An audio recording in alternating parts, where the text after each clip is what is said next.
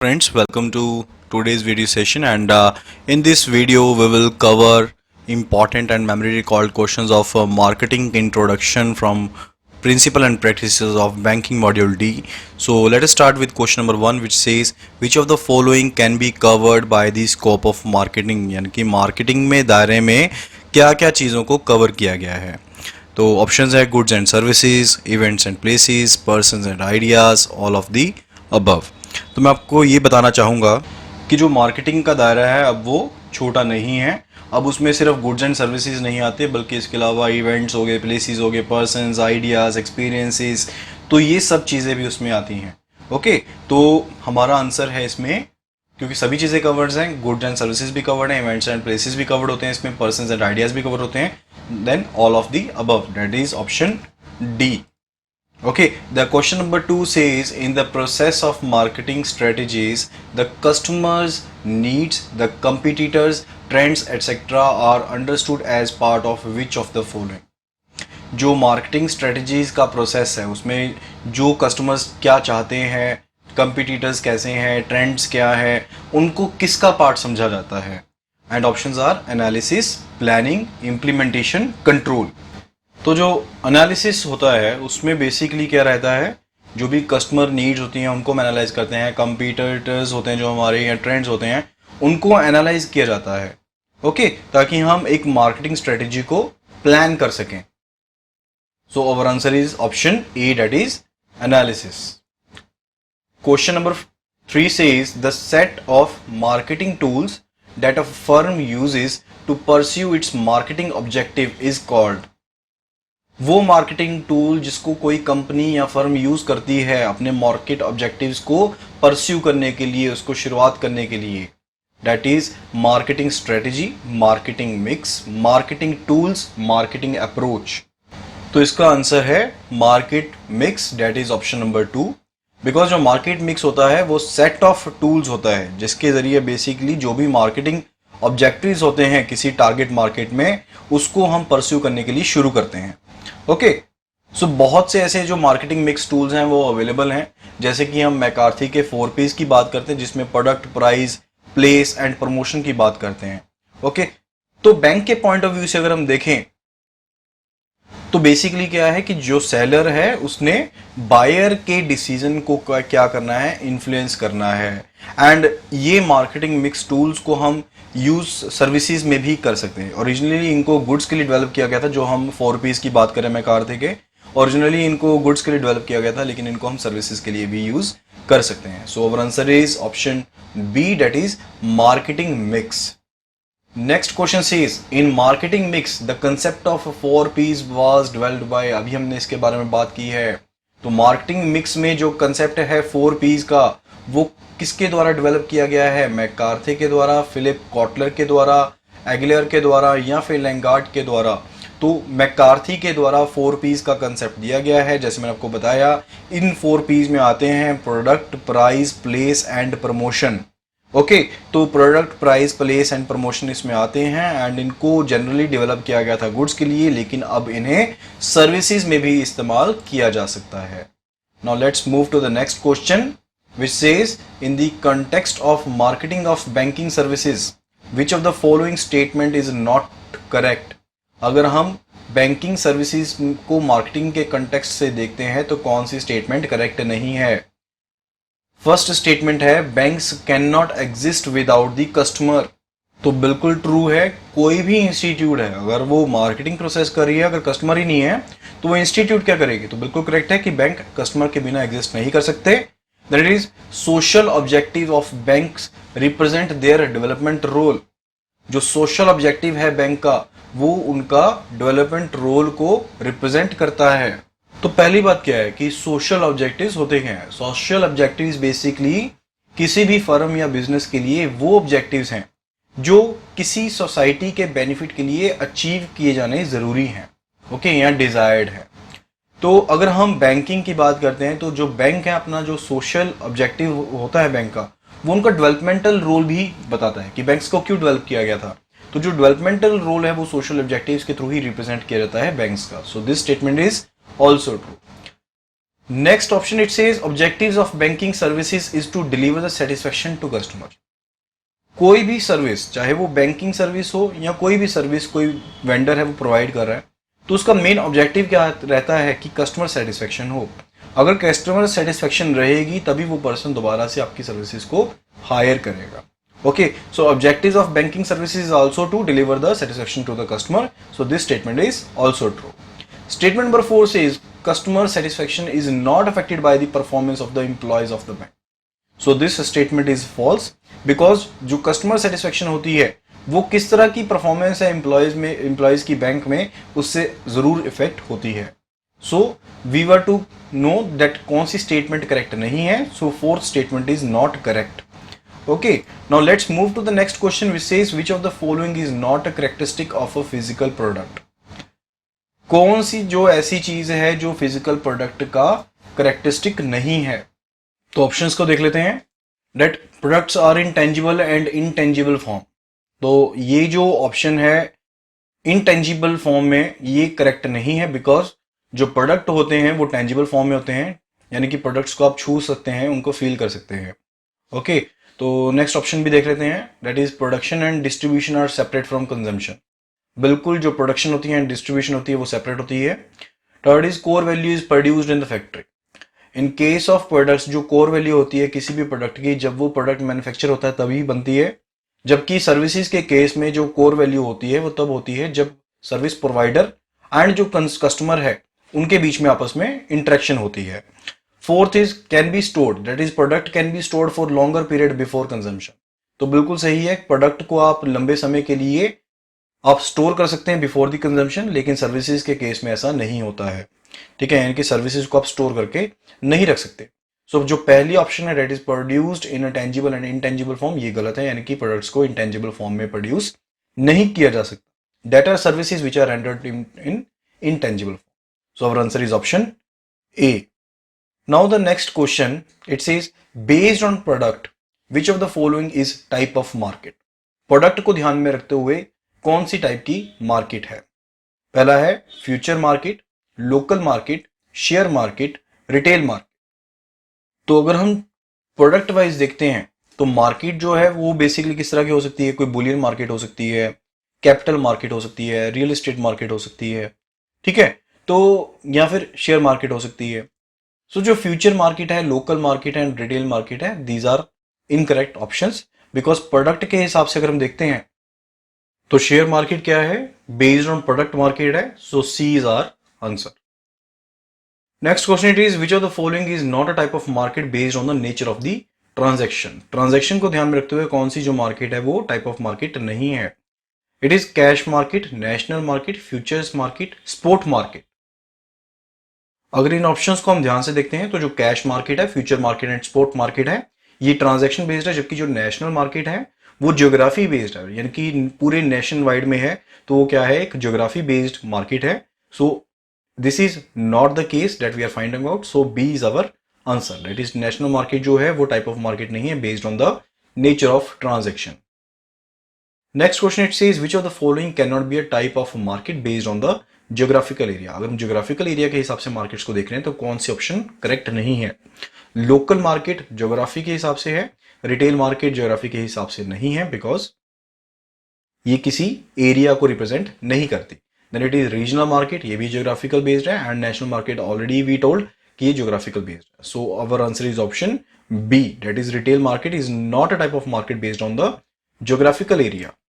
Next question it says which of the following statement is true about the marketing and selling. Marketing and selling को लेकर कौन सी statement जो है वो ट्रू है। पहले ऑप्शन कहता है कि marketing is product based and selling is customer based.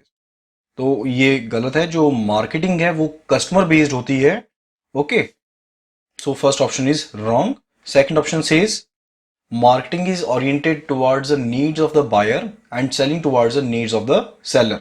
ये ऑप्शन बिल्कुल सही है कि जो मार्केट है that is oriented towards the need of the buyer, कि बायर को किस चीज की जरूरत है, and selling is towards the need of the seller, कि सेलर किस चीज को बेचना चाहता है।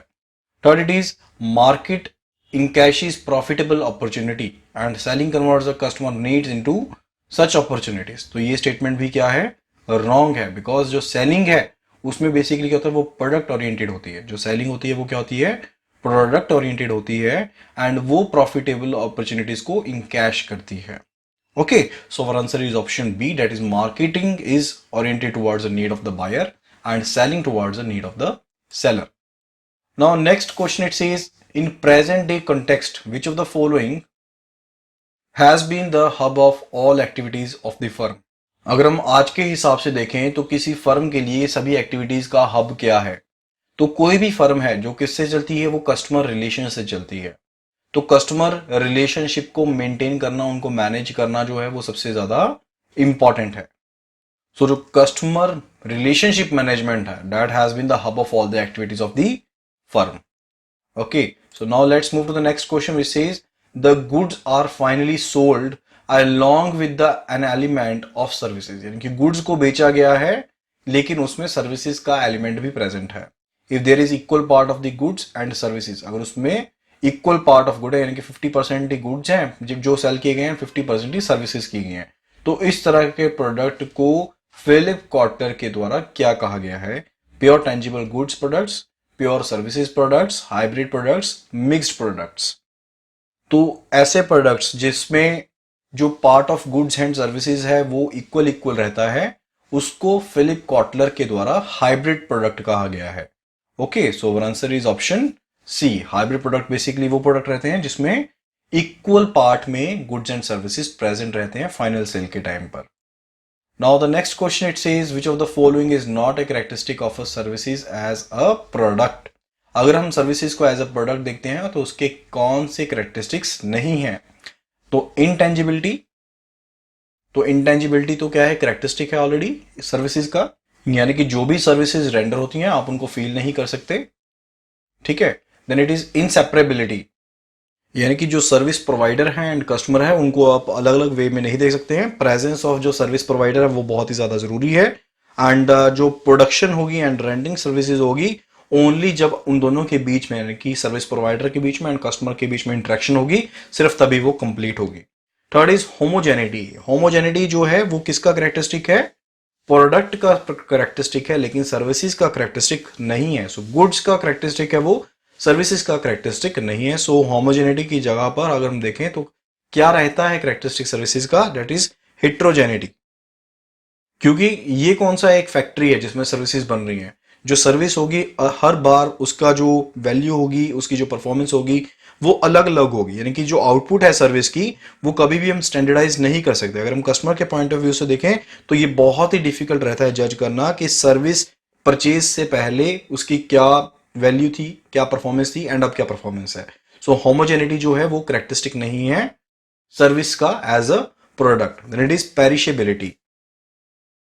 सो क्योंकि हम सर्विसेज को स्टोर नहीं कर सकते हैं, इसको सिर्फ रेंडर ही किया जा सकता है, एंड अगर इसको हम रेंडर भी नहीं करते हैं तो ये हमेशा के लिए खत्म हो जाती है। सो पेरिशेबिलिटी क्या है? एक कैरेक्टरिस्टिक है किसका? सर्विसेज का। Okay, so our answer is option C, that is homogeneity is not a characteristic of the services as a product. Then it is the next question which says products can be packaged, seen, evaluated and tried by the buyers before purchases are called. वो products जिनको pack किया जाता है, देखा जाता है, evaluate किया जाता है एंड बायर्स के द्वारा ट्राई किया जाता है परचेज से पहले, उनको हम क्या कहते हैं? Search products, experience products, intangible products, hybrid products. तो ऐसे प्रोडक्ट्स जिनको हम पैक करते हैं, देखते हैं, इवैल्यूएट कर सकते हैं एंड ट्राई कर सकते हैं परचेज करने से पहले, उनको हम कहते हैं सर्च प्रोडक्ट्स। और answer is option A. Then it is which of the following is not correct? कौन सी ऑप्शन सही नहीं है? Perishability of the services means the services can not be stored. बिल्कुल सही है, ऑलरेडी हम डिस्कस कर चुके हैं कि सर्विसेज जो होती है उनको रेंडर करना पड़ता है, एंड अगर हम उनको रेंडर नहीं करते हैं तो वो क्या हो जाती है? हमेशा के लिए खत्म हो जाती हैं। So perishability is characteristic of services. Then it is heterogeneity of the services means that the services can not be produced in the standardised format. ये भी बिल्कुल सही है, बिकॉज प्रोडक्ट्स को हम होमोजेनस कहते हैं बिकॉज उनको एक जैसा हम प्रोड्यूस कर सकते हैं, मैन्युफैक्चर कर सकते हैं, लेकिन जो सर्विसेज है उनकी सही जो खासियत है, सही जो वैल्यू है, वो उनको यूज करने के बाद ही पता लगता है। उससे पहले जो सर्विसेज हैं उसको हम स्टैंडर्डाइज नहीं कर सकते हैं कि कितनी परफॉर्मेंस के साथ हमने सर्विसेज देनी है। Third it is inseparability of the services means services can not be separate from the one another. So ये जो इंसेपरेबिलिटी है, this is a characteristic of the services itself, because इसमें जो कंज्यूमर है यानी कि जो एंड यूजर है एंड जो सर्विस प्रोवाइडर है, दोनों का साथ में होना बहुत जरूरी है एंड इसको इंटरेक्शन उनकी जरूरी है ताकि सर्विस को रेंडर किया जा सके। Okay, so this is like कि प्रोडक्शन जो है सर्विसेज की, उसको सेपरेट नहीं किया जा सकता from the customer itself. Okay, so option C is incorrect. Okay, so our answer is option C. Now the next question, it says by marketing banking services, the banks achieve which of the following objective? Banking services की marketing करके banks कौन से objectives को achieve करते हैं? Commercial objectives, social objectives, both commercial and as well as social objectives, none of the above. तो banks के लिए दोनों ही ऑब्जेक्टिव बहुत ही ज्यादा जरूरी है, developmental that is social objectives and commercial objectives that is कि जो भी प्रॉफिट है गेन करना उनको।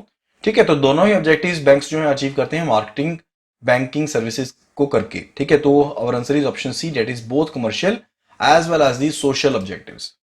Now the next question it says which of the following is a feature of services और प्रोडक्ट्स? सर्विसेज एंड प्रोडक्ट्स का क्या क्या फीचर रहता है? टेंजिबल, तो हमें करेक्टरिस्टिक को ढूंढना है, तो ये जो टेंजिबिलिटी है it is a characteristic of goods but not services. तो इनटेंजिबल होनी चाहिए सर्विसेज। सेकंड, जो होमोजेनियस है वो सर्विसेज नहीं होती हैं, सर्विसेज जो होती हैं हेट्रोजेनियस होती हैं।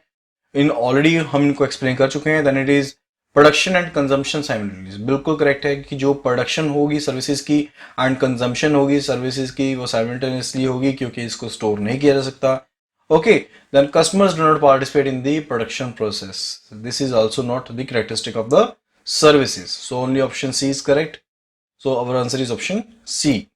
The next question it says which of the following is key functional aspect of the marketing management?